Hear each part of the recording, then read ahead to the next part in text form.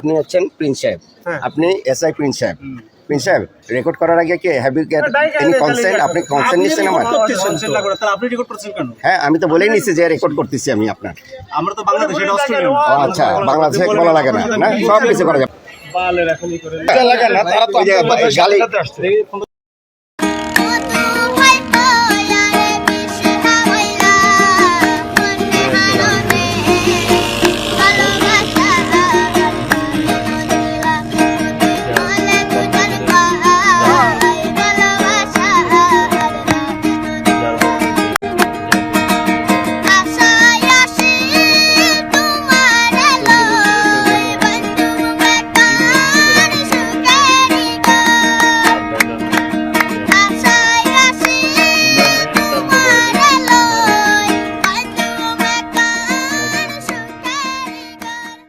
আমি এখন রেকর্ড করতেছি। আপনি এখন বলেন, আপনি আমার গায়ে টাচ দিয়ে বলতেছিলেন এদিকে আসি। গায়ে টাচ করাটা আমি পছন্দ করি না, এটা আমাদের দেশে হচ্ছে অ্যাসাল্ট বলে।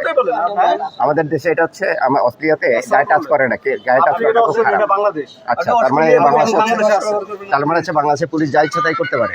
এই যে আপনি, আপনার পরিচয় কি আগে বলেন? কি করছে আপনার সেটা বলেন। পরিচয় দিচ্ছি, আমি পাবলিক, আমি সাধারণ। আমি আপনি বলছেন পুলিশ, আপনি বলছেন পুলিশ। আপনি না, আমি তো পুলিশ বলিনি, পুলিশ আপনি বলছেন পুলিশ, আপনি পুলিশ বলছেন কি? আপনার পরিচয় কি? আপনার নাম কি? আমার নাম বাচ্চু।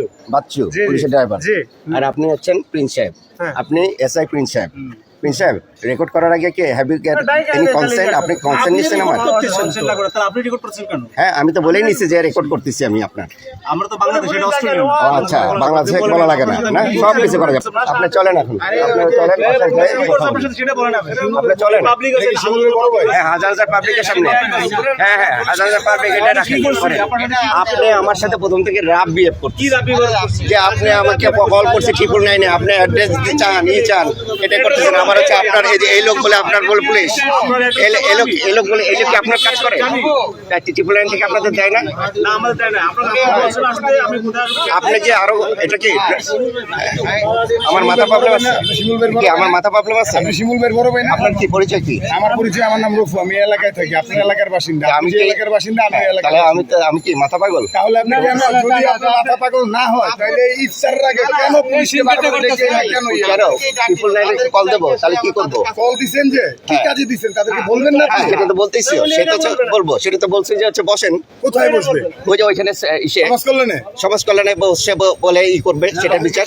আপনার যে বিষয়টা নিয়ে আপনি ডাকছেন, আপনি তো তাদের কাছে ইনফর্ম করবেন যে হ্যাঁ, সেটাই তো বলতেছি। তাহলে চলেন, সে আমাকে বলছে উপরে। প্রিন্সিপাল বলতেছে যে আসেন আপনার সাথে কথা বলি। তিনি এটা তো হইল না, সরকারি লোকের দায়িত্ব এই কাজ করলাম কেন? তারপরে না না, এটা তো হইল না। আর এটার জন্য আপনার বিশাল বড় হয়ে গেল না? না না, এটা তো হইল না। এটা আমাদের দেশে অ্যাসাল্ট। বাংলাদেশে বাংলাদেশে এটা অ্যাসাল্ট না, সেটা আর কি, সেটা আর কি, সেটা আর কি। হ্যাঁ, হাসেন হাসেন হাসেন হাসেন, খুব ভালো কথা, হাসেন হাসেন। এখন যে আপনার ভিডিও কি হয়েছে?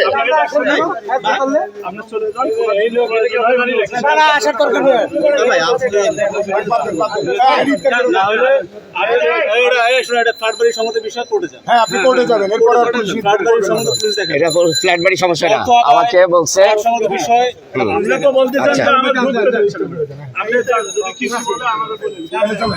আপনার পরিচয়টা দিয়ে যান না। আরে পুলিশ, আমি পাবলিক। আপনার শুভাকাঙ্ক্ষী পাবলিক, আমি সিভিল না। না না, পুলিশে আপনি তো পুলিশ, পাবলিকে তো আছে। হ্যাঁ, সবাই আমাকে ভাই হিসেবে চেনে। আচ্ছা, আচ্ছা, ঠিক আছে। নিয়ে সিন ক্রিয়েট কেউ করতেছে না। কই প্রিন্স সাহেব, কোথায় যে কথা বলতে যাচ্ছিলেন? চলেন। আরে এখন সময় না, আপনি জানতো। বালের এখনই করে, বালের এখনই করে, বালের এখনই করে।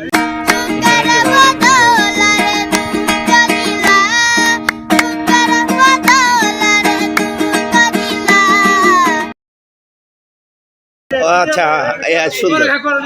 ইফতার শেষ করে আসুক, ইফতার শেষ করে আইসা আপনার সাথে কথা বলবো। আচ্ছা, ঠিক আছে, ইফতারটা শেষ করে আসুক, আইসা তারপর কথা বলবো। ঠিক আছে, জান ইফতারটা শেষ করে আইসা, ইফতারটা শেষ করে এসে ঠান্ডা মাথায় এসে কারণ আমার মনে রোজাটা আপনার বেশি লেগে গেছে। না রোজা লাগা না, তারা তো গালি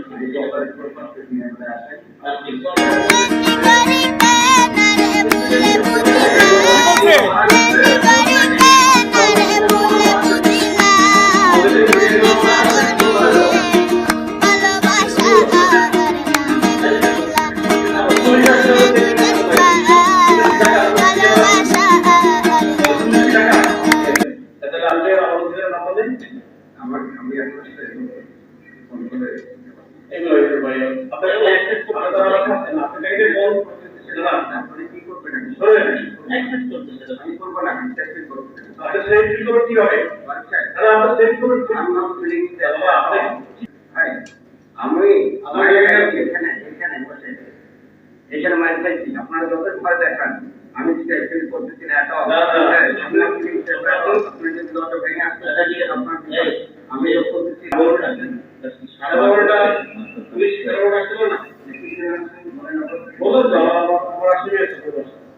আসামি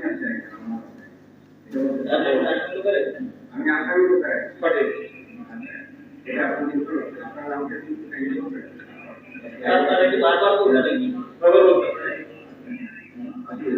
একবার বলছেন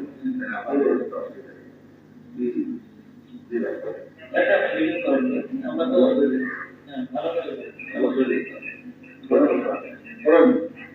আমি তো আপনাদের সাথে কোনো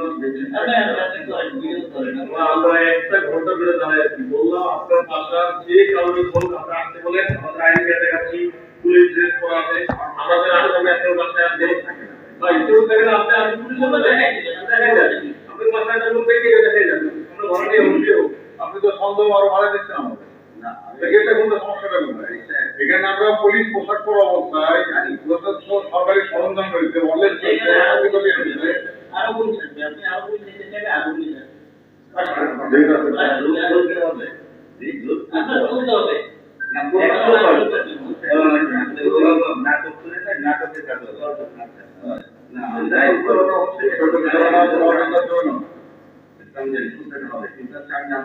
আপনারা শুধু দেখতে আসছেন যে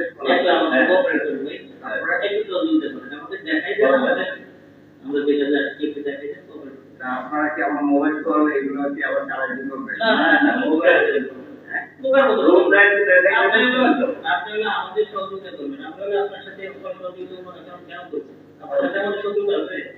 এই যে মিরপুরের বাসা থেকে কে কে আসছিল আমাকে অ্যারেস্ট করতে?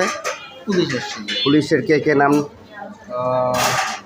নুরুল আলম মনে হয়, আমি নাম মনে নেই একবার, আর আর দুইজনের নাম মনে নেই। লম্বা নুরুল আলম কালো মতো, ওনার চেহারা মনে আছে। সেদিন যে তোর বাসায় গেলাম, ফারুক, এসআই ফারুক, ফারুক আর এসে ফারুক নুরুল আলমের কাছে এসআই সাইফুল, তোর মোবাইল ছিল, তোর মোবাইল দুইটা যে লাস্ট ফারুকের কাছে ফারুক আমার হচ্ছে মোবাইল নিয়ে গেছে। মোবাইল নিয়ে গেছে। তারপরে মোবাইল নিয়ে তখন কি করতেছিল সেগুলো তো সব অডিওতে আছে, সেগুলো আমি পরে অ্যাড করে দেবো। কিন্তু এসআই ফারুক সিভিল ড্রেসে ছিল, এসআই সাইফুল সিভিল ড্রেসে ছিল, আরেকটা এসআই ছিল পুলিশের ড্রেসে, আর কনস্টেবল আরেকটা ছিল, সেও ছিল সিভিল ড্রেসে। যেটা বাংলাদেশের আইনে কাউকে অ্যারেস্ট করতে আসলে সিভিল ড্রেসে অ্যারেস্ট করা যায় না। মিরপুর মডেল থানার এই এসআইগুলো আসছিল, এই কাজ করছে আমাকে, এবং সেই দিনই অ্যারেস্ট করে কি আমার মোবাইল নিয়ে গেছিলো তারা। মোবাইল ধরে অ্যারেস্ট করে লয়ে গেছে, লয়ে যাওয়ার পর তো মোবাইল আর দেয় নাই। অ্যারেস্ট করে আমার বাসার থেকেই আমার মোবাইল ছিনতাই করছে তারা, রাইট? মানে মোবাইল নিয়ে গেছে, ছিনতাই করা বলে এটা, ছিনতাই করছে তারা। পুলিশের ড্রেস, তাদের পকেটে ছিল বন্দুক, সেই হিসাবে তারা আমার দুইটা মোবাইল ছিনতাই করছে। SI Faruk, SI Saiful, Mirpur model থানার 2023 সালের অক্টোবরের 31 তারিখ রাত 1টার সময় বাসায় আসছে, এবং ঢুকছে হচ্ছে বোধহয় 1 ঘন্টা পরে, যেহেতু আমি তাদেরকে অ্যাক্সেস দেয়নি। মিথ্যা কথা বলছে আমাকে, এই যে আমার বাসায় সন্ত্রাসী রাখছি আমি, অজ্ঞাতনামা, এই কথা বলে তো ঢুকছিল নাকি? ছিল তোর সাথে আলাপ করবে, এই কথা বলতে অ্যারেস্টের বিষয়টা ছিল না, এটা আমাকে বলছে। আর তোকে বলছে হচ্ছে যে আমার সাথে আলাপ করবে। কি বিষয়ে আলাপ করবে বলছিল? এই যে পারিবারিক এইসব বিষয়, রাত 1টার সময় পারিবারিক বিষয় আলাপ করতে আসে তারা। নামে যে এলিগেশন তো বাইরে দিচ্ছে বা ইন্টারনাল এভরিথিং, কোনো এমন কিছু বলছে যে অ্যারেস্ট করবো? না এটা আমাকে বল, আচ্ছা, তারা আমাকে রাত 1টার সময় আমার বাসায় চা নাস্তা খাওয়ার জন্য আসছিল না, গল্প করার জন্য, গল্প করার জন্য আসছিল যে না, আমি যখন হচ্ছে সেইটা নিয়ে তারা আলাপ অনেক করার জন্য। অনেক খারাপ ব্যবহার করছে আমার সাথে, এবং আমি 2টা মোবাইল। আমি কি এই বিষয়ে তোর বিরুদ্ধে কিছু বলছি? আমি সেটা না, এই স্টেটমেন্টগুলো অনলাইনে যাচ্ছে, এটা আমি তো সেহেতু আমি বলে পরিষ্কার দিচ্ছি। আমি চাচ্ছি, যেহেতু তুমি ছিলা সেই দিন, তোমার হ্যাঁ। ভিডিও আছে, হ্যাঁ। এখানে লুকানোর কিছুই নেই। না আমি তো লুকাই তাই সেটাই আমি এখানে আজকে তোমার কাছ থেকে এটাই জানলাম, যে স্টেটমেন্টটা নিয়ে গেলাম, যেহেতু এখন ব্যাপারটা অন্যদিকে চলে গেছে। এবং মিরপুর মডেল থানাতে আমরা সেদিন কার সাথে কথা বলছিলাম, ওসি বুঝছি। মানে ফারুক তো তোমার মোবাইল আটকায় রাখছে, আর পরে তুমি মহসিন সাহেব তোমাকে বললো যে একে দে, পরে কোন ধারায় আবার কেমনে কেমনে পরে আবার কথা, হ্যাঁ, আমাকে কি পুলিশের কাজে বাধা দানকারী, এটা যেটা হচ্ছে পুলিশের একটা মুখস্থ ডায়লগ, মানুষকে গেল। এরপর তোমার রুমে যে নুরুল আলম সাহেব বললো যে মানে আপনি পুলিশকে কেন বিশ্বাস করবেন, আপনি কথাবার্তা দুই তরফে ইকুয়াল, পুলিশের নুরুল আলম পুলিশের ছিল। পুলিশের ছিল। আচ্ছা, ঠিক আছে। কিন্তু উনি নিয়ে আবার বলছে আপনি why are you believing in police. এই। এটা হচ্ছে কনস্টেবল ছিল হচ্ছে। হ্যাঁ আচ্ছা, যাই হোক, আমি যেটা জানতে চাচ্ছি যে SI Faruk, SI Saiful, OC মহসিনের সামনে যাওয়ার পরেও আমি বলছি যে আমার মোবাইলগুলো তারা রাখছে এবং তারা দিচ্ছে না, আমাকে বলতেছে ডিলিট করে ফেলতে, যেগুলো ভিডিও ফুটেজ আমি তাদের নিয়েছিলাম সেটা ডিলিট করতে বলছে। সেই মুহূর্তে ওসি মহসিন আমাকে আবার কি পুলিশের বাধাদানকারী করার কারণে আমাকে কাজে লকআপে দিতে বলছিল আবারও, যেহেতু সেই দিনই আমি আসছিলাম কিন্তু জামিনে থাকা আসামিকে আবার লকআপে ঢুকাইতে বলছিল, যেটাও আইনত দণ্ডনীয় অপরাধ, রাইট? এটা আমি জানি, এটা আমি যে জেনেই বলতেছি। Second,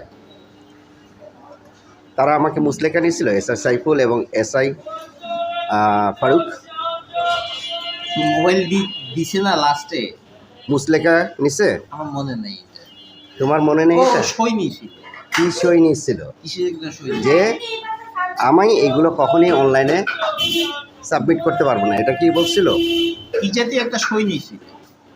please be honest. আমি বি অনেস্ট, আমার তো কিন্তু মেমোরি, তোমার মেমোরি খুব ভালোই আছে, আমি পরিষ্কার বলতেছি, তোমার মেমোরি খুব ভালো আছে। সই নিয়েছিল 2টা কাগজে, এক হচ্ছে মোবাইল ফেরত দিচ্ছে সেটার সই, আরেকটা হচ্ছে আমি এই ভিডিও ফুটেজগুলো কোনো রকম অনলাইনে পোস্ট করতে পারবো না। ওইখানে আমি তোমাকে কি একটা, তুমি লেখার সময় আমি কি একটা তোমাকে আবার যেটাই হোক, তার মানে তোমার মনে আছে লেখা হয়েছিল 2টা কাগজে সাইন নিয়েছিল তো, রাইট? কাগজে দিচ্ছে। আচ্ছা, ঠিক আছে, কোনো অসুবিধা নেই, তুমি এখন চালাকি করতেছো আমি বুঝি। চালাকি না, এখন আমার আম্মা যেটা বলতেছে 2025-এ যে আমার সম্পত্তি সে এখনো দেবে না, না শুধু শুধু বক্তব্য হচ্ছে দিবেন, তোমাকে তোমারটা দিবেন, তোমার আব্বু যেটা পায় সেটা তো তোমার আব্বু থেকে যা পাও সেটা তো দেওয়া হয়েছে, আর ওনার অংশে যে দেওয়া হয়েছে, মানে ফ্ল্যাট এটা, আমি এখানে ঢুকতে পারি না। আচ্ছা আমার এটা কি কাগজে আমার নামে আছে? এটা বললাম তো, প্লিজ এটা বি ওনার অনেস্ট। সেই। ওনার সে না, আমি তোমাকে বলছি আমি কাগজে কোনো যতক্ষণ পর্যন্ত আইনত কাগজ নাই আমার কাছে, আমার কোনো কিছুর ভ্যালু নেই। আমি যে ভাষায় ঢুকতে পারি না সেটা আমার কোনো ভাষা না, হ্যাঁ? কাজে আমাকে দেয়া হয়নি। সে যেটাই বলুক, ঠিক আছে। সে মিথ্যা কথা বলতেছে জনগণের কাছে, পুলিশের কাছে, সব জায়গায় যে আমার নামে বাজে কথা বলতেছে মা হয়ে, এবং তার ছোট ছেলে শিমুলের সাপোর্ট দিচ্ছে এবং বড় ছেলে রিপনের সাপোর্ট দিয়ে এই অন্যায় কাজ করতেছে। বাবা মারা যাওয়ার পরেও আজকে এখন পর্যন্ত সে বলতেছে যে আমার প্রপার্টি দেবে না এখনও। যেটা বলছে মিরপুরেরটা দিয়ে দিছি, রাজবাড়িরটা কি দিচ্ছে? আমি আপনার তো ডিটেল জানি না। আচ্ছা, ঠিক আছে, দেয়নি। এটা হচ্ছে রেকর্ড থাকলো।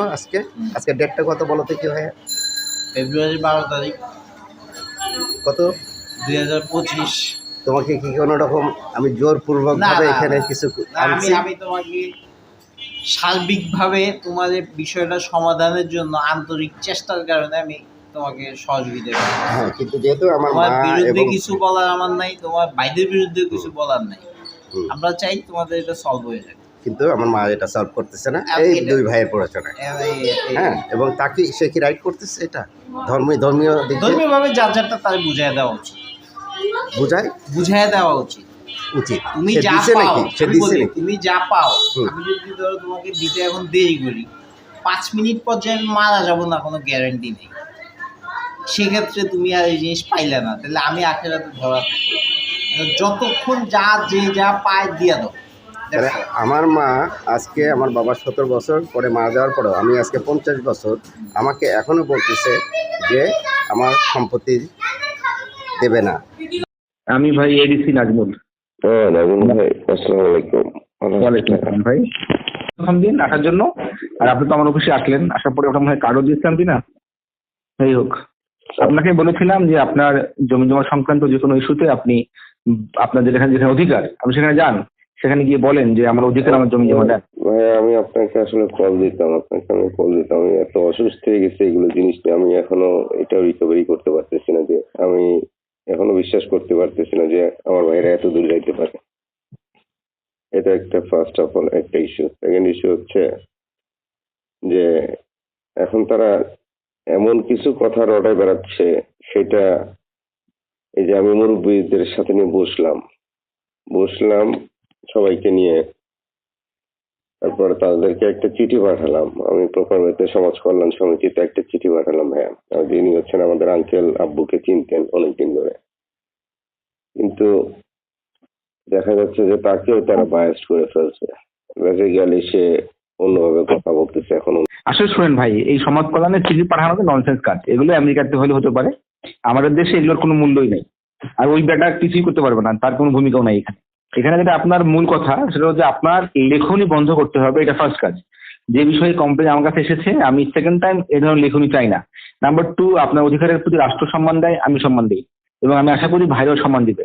অতএব ভাইরাও সম্মান দিবে বলেই আপনার বাবা মারা যাওয়ার পরে যে সম্পত্তিটুকু, বাবার সম্পত্তিটুকু, সেখানে আপনি অধিকার রাখেন, আপনার অধিকার এবং অধিকার রাখেন বলে বাড়ি ভাড়ার টাকারও কিছু অংশ আপনাকে মাঝে মাঝে পাঠানো হয়েছে, সেটা আমি দেখেছি। এখন যদি আপনার মনে হয় যে এই টাকাগুলো আপনার ভাইরা মেরে খাচ্ছে, পাচ্ছে 10 টাকা দিয়েছে 2 টাকা, সেটাও হতে পারে। তো না, এটা নাও হতে পারে, এটা আপনি মন করার কথা বললেই হবে না। আমার কাছে প্রুফ আছে, তারা বলতেছে প্রুফ থাকলেও হতে পারে। এখন আমার মনে হয় যে আপনি বিনয়ের সাথে আপনার মা বা আপনার বড় ভাই, তারা আপনাকে বকা দিয়ে থাকলেও আপনার উচিত তাদের কাছে গিয়ে দুঃখ প্রকাশ করা এবং তাদের কাছে বলা যে ভাই, এটা আমার অধিকার, আপনি আমার অধিকারটুকু ফিরিয়ে দেন। আপনাকে আমি এটা করতে বলেছিলাম, আপনি এইটাই করবেন। এর বাইরে অন্য কোনো অ্যাক্টিভিটিস কোনোভাবেই গ্রহণযোগ্য হবে না। তাতে আপনি হালে পানি পাবেন না, আপনার পক্ষে কেউ যাবে না। আপনি যদি ননসেন্সের মতো উল্টাপাল্টা বক্তব্য বা বকাচকা করে চলে বেড়ান, তাতে আপনাকে অধিকারের জন্য আপনার 1 ইঞ্চিও লাভ হবে না। It will make no sense for you. So আমি আহ্বান জানাবো, এসব না করে আপনার বড় ভাই এবং ছোট ভাই দুজনে আমার সামনে বসে আছেন এখন, তারা বসবে মার সাথে ফ্রাইডে। আমি এখন উকিল নোটিশ পাঠাইছি, আমি লিগাল ছাড়া কোনো কাজ করবো না। আমি যাবো ওইখানে, আমার ধরে হচ্ছে আবার পিটাবে। আমার এইসব পিটানো খাওয়ার শখ নেই আর। না কেউ পিটাবে না, সুরের মধ্যে আছে, সুরা নিসার মধ্যে কোনটা এখন মনে আসতেছে না, ওখানে স্পষ্ট লেখা আছে পিতা মাতা মারা যাওয়ার পরে তাদের যদি কোনো প্রাপ্তবয়স্ক সন্তান থাকে তাদের জমি বুঝাইয়া দাও। আমি কোরআনের কথা বললে আমি নামাজ পড়ি না, আমি নামাজ পড়ি কি নামাজ পড়ি না আল্লাহর কাছে জবাব দেবো। আমার ছোট ভাইয়ের কাছে না, রিপোর্টের কাছে না, আমার মার কাছে না। মাপ চাইতে হলে আমি আমার মার কাছে আমি 1000বার মাপ চাইতে আমার কোনো অসুবিধা নেই, কিন্তু আশেপাশে এইসব থাপ্পড় আমার এইসব কেন ভয় পাই না। আমি উকিল নোটিশ পাঠাইছি প্রপার হতে, বাংলাদেশের ল রেসপেক্ট করি বলে আসছি না, আমি ল রেসপেক্ট করে উকিল নোটিশ পাঠাইছি। না, আপনি ভালো করেছেন, উকিল নোটিশ পাঠিয়েছেন, ঠিক আছে। এটা লিগাল পার্টের প্রথম অংশ। তো আমার মনে হয় যে আপনি কোনো আর উল্টাপাল্টা বক্তব্য না দিবেন। আমি কোথাও উল্টাপাল্টা বক্তব্য দিচ্ছি না, এক্সকিউজ মি। উল্টাপাল্টা বক্তব্য তারা দিচ্ছে। এখন এই যে পাশের বাসার আঙ্কেলকে দিয়ে এখন গুজব ছড়াচ্ছে। এটা কি জন্য 107 আর 109 ধারা, ঠিক আছে না? একটা উল্টাপাল্টা বক্তব্য বলে বাড়ানো, একটা গীবত ছড়ানো। গীবত না, কথাটা চেঞ্জ করতেছে তারা।